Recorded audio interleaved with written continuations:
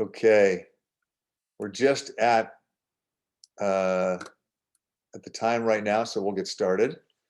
And it's a great honor to be able to teach a little Pirkei Avot in the memory of Eric Samson Tzal, Zecher Tzadok Levracha, truly.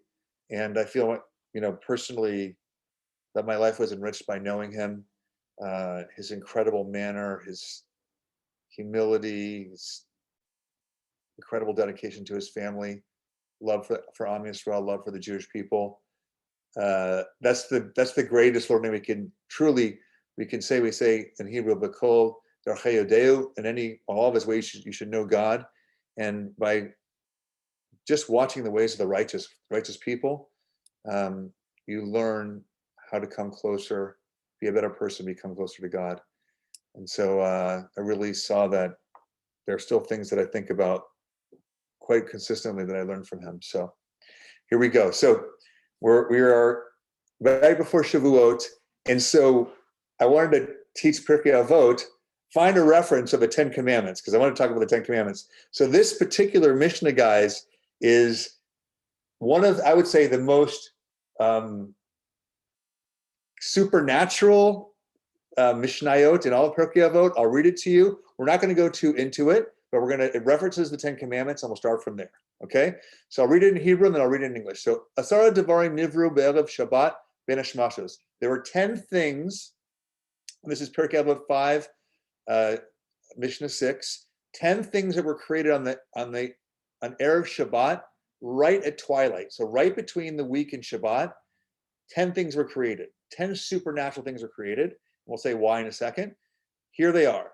Eluhan, Hein, Pia Aretz, Pia Be'er, Pia Son, Vakeshet.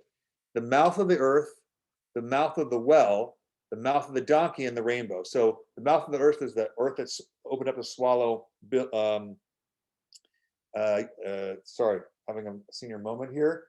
Going to come back to me in a second. But the mouth of the well that was Miriam's well, the mouth of the donkey that spoke to Bilam, the rainbow, Aman, the man, Amate, Vashamir, Vaktav, Vamiktav, and Valuchot. So the man, the manna, the staff of Moshe, the shamir, that's the worm that was used to actually, according to our tradition, carve through the rock that was to make the stones were built for the Beit HaMikdash. It was asur to use any tools to actually hew the stones for the first Beit HaMikdash. The letters of the Yahrzeit Dibra, the letters of the Ten Commandments, the writing itself of the Ten Commandments, and the luchos and the tablets. Why? According to the Midrash, believe it or not, everything about the Ten Commandments were supernatural. You could see the Ten Commandments from all four sides. Okay. Now the Mishnah goes on. It says something even a little more out there. It says, "V'yesh omrim afa mazikim," even spirits, evil spirits, so to speak. Akvuro shel Moshe, the grave of Moshe, which we don't know where it is till this day. The Eilu shel Avram Avinu, the ram that Avram Avinu found in Har Moriah. Instead of sacrificing Isaac, as you know, there was a ram. And also the tongs are made with tongs. So there's a lot to go into here, guys. I'm not going to go into all of it. I'll just say in general, what is the meaning of this Mishnah? These things that seem that are supernatural, so to speak, in the Torah, that are not part of Teva, were created right before God finished the world. He, so to speak, created these things that are from the beyond. Now, what's important about us in talking about the Ten Commandments, which we're going to refer to in Shavuos, is these things that are, the mouth of the well. These things that are certainly miraculous. They are no more or less miraculous than the Yahrzeit Dibros themselves. So the Yahrzeit Dibros, the Ten Commandments, excuse me for a second. That's my beautiful dog. The Ten Commandments themselves are as miraculous in their own form, not in just in physical form, but in their own form as all of these things, the rainbow, all the things that were created right before the world was finished, or Erev Shabbat.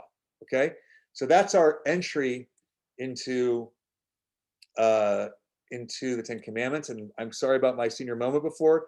It was the mouth of the earth that swallowed Korach, the Koladato, in his community. Okay, so now let's go into the Ten Commandments, these Aseres Adibros, these mystical, magical Aseres Adibros, and let's remember for a second, why is it that God didn't just make them simple? Why did he make them miraculous? We'll go to that into just a minute.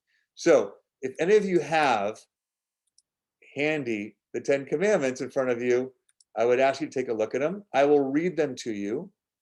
And what I want you guys to pay attention to is there any pattern in these Ten Commandments? There were 2 luchos, as you know.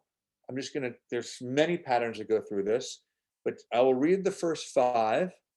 Think about any patterning, and then I'll read the second 5, okay? And I'm just gonna do them for everybody in English. So you won't have to translate in your mind and then think about patterns. So here we go. First 5. I am God. I am eternally God who brought you out of the land of Egypt. But the commandment is, know that I am God. Okay, who brought you out of Egypt. That's 1. Know that I am God. 2. You shall have no other gods before me. So know that I'm God is 1. You shall have no other gods before me is 2.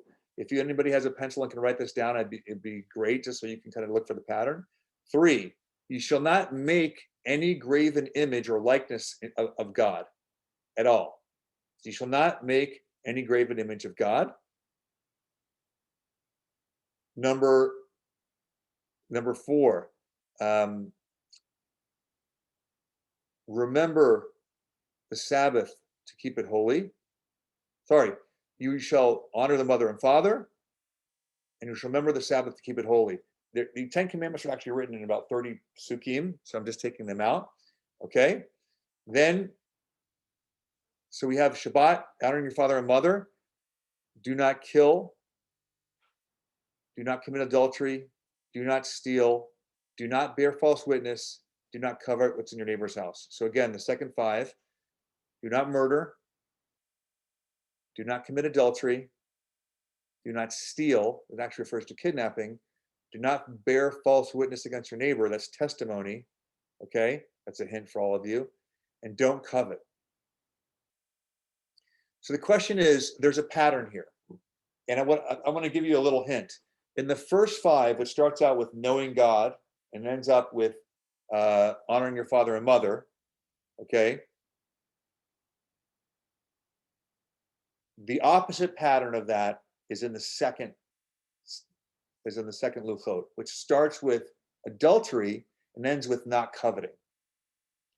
Now, I really wish I could make this interactive because I'd love to hear from you guys. I guess it's not going to be interactive. So let me just let you sit for a second and think about that. The first one of the 10 Commandments starts with something that you do with your mind. The last of the 10 Commandments ends with something that you do with your mind. Coveting. You shan't covet what your neighbor has. Beginning with your mind and ending with your mind. Now take a look at what happens in between and how they're inverse patterns.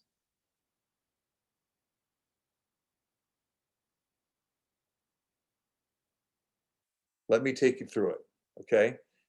And why. So the first 2 mitzvot are, know I'm God, have no other gods before me. That's performed with your mind, right? In the middle, there is something that you do with your speech, right? Then, which is you should not take the Lord's name in vain. Then there's something you do with your action, which is the Sabbath and honoring your parents. Again, the first 2 are with your mind. Then it's not taking God's name in vain. Honoring the Shabbat and honoring your parents. Okay, so it goes thought, speech, action. But when you look at the second tablets, it's absolutely the opposite. Don't murder, don't steal, don't commit adultery, don't steal. These are things that you do with action. Suddenly it switches to don't give false testimony, speech, and ends with don't covet, mind. So you see an opposite patterning in these 10 commandments, the series of dibros which God gave us. The first luchos has to do with our relationship to God, between ben adam lamakom. Okay? We'll get to honoring your parents in a second. The second luchos have to do with ben adam lechavero, between your relationship to others. Why does the first set of luchos start with mind, go to speech, end with body, action, thought, speech, action? Whereas the second luchos start with action, go to speech, and finish with thought. That's the question. Challenging to ask these questions and not even be able to see you guys. I have to look at my own face here, which is interesting, but I'll say this to you. Let's think about it for a second. What's the most, when you hear a lot of people talk about, in society, we talk about our relationship to God, we often say to ourselves, well, the most important thing is that I have God in my heart. It's not about what I do, whether I practice Judaism, don't practice Judaism. The most important thing is in my heart, right? So what the 10 commandments come to teach you is the first thing is in your heart, is in your mind actually, is knowing God. But equal credence is given to your action.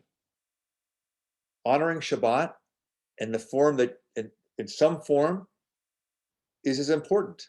It's not just enough for you to think about your relationship with God. You're supposed to speak about it and act on it.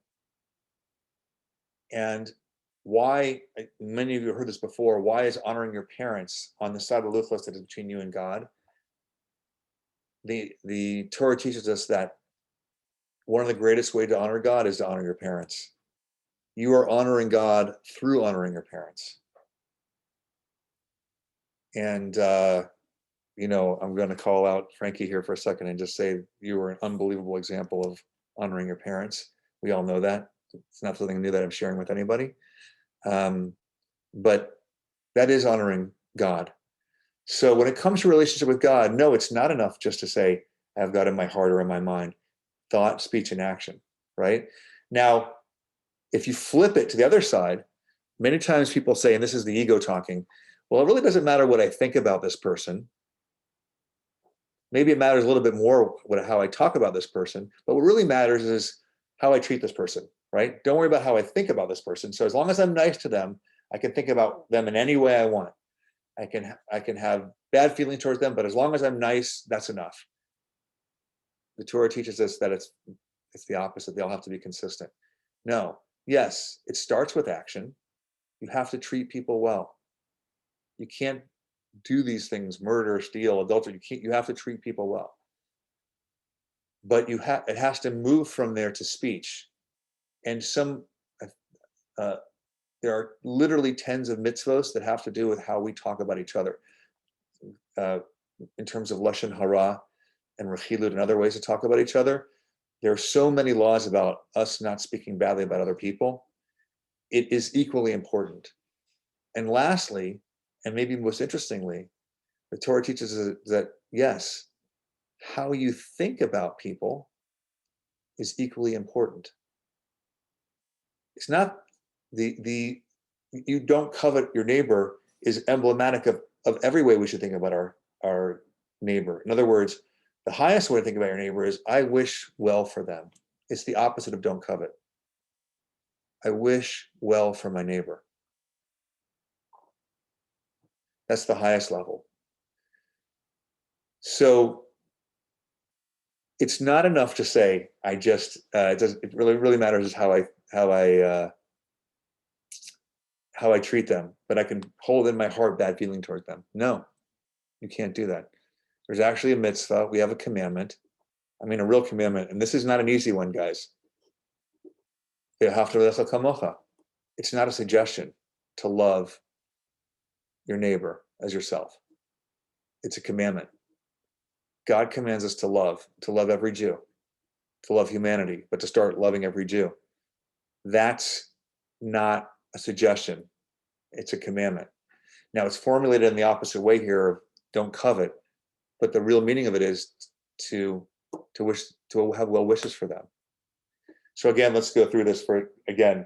The pattern on the first luchos between us and God starts with the mind, goes to speech, and then action, because all have to be consistent. It's not enough to say, well, as long as I have God in my heart, that's all that matters. What matters is all three dimensions of human being, which is thought, speech, and action. It matters how we talk, how we think, our relationship with God, how we speak about God, and how we act in our world that God has created for us. And Shabbat and honoring your parents are the preeminent ways that the Torah talks about. When it comes to others, it's not enough that you treat them nicely. It starts there. Yeah, you can't be hurtful. You should be good to them. It really matters how you talk about others. It really matters. It really matters to God that we speak nicely of others. Hugely important. And I wanted to stop here for a second and say I learned something great from my rabbi, Rav Noach Weinberg, who said, if you ask the Torah, what's worse, eating chazer, eating treif, pig, or speaking lashon hara, it's not clear. There's only one mitzvah that says don't eat chazer, but there's 36 that talk about not speaking lashon hara, right? We're not going to say which one is better or worse, but certainly there are many more mitzvahs and warnings about not speaking badly about others than there are about eating chazir, okay? And then to action, to thought, that it really matters that we don't hold bad feelings toward other people, that we don't covet what they have, that we wish well for them. I mean, I'll give you just another lesson that I was taught. One of the ways you can actually put this into action when it comes to well-wishing for others, which is so important, is to pray for them. It's a huge thing that we do. Pray for the success and health and benefit of others. Not just people who are sick, pray for their benefit. And then the Torah says, of course, the Talmud says, the person who prays, their prayers are answered first, but it only is if you truly mean it. You don't pray for the other person to get something good for yourself. It just happens to work that way, that when you're selfless, things come to you. But prayer is one of the most powerful ways to enact this well-wishing, and the opposite of coveting. So this is one of the patterns in the Torah, in the Sefer Dibrot. There are many. It's mystical, it's magical, and that's why I referenced this Mishna in Pirkei Avot. I want to wish you all, as we go into Shavuot, a Chag Sameach. Again, I feel it's a great zechut to be able to say over this Mishnah in the Ilu Nishmas of Mr. Samson. Have an amazing holiday. Let's open our hearts to receive the Torah, talk well of each other, do good for each other, connect to God through thought, speech, and action. Thank you so much.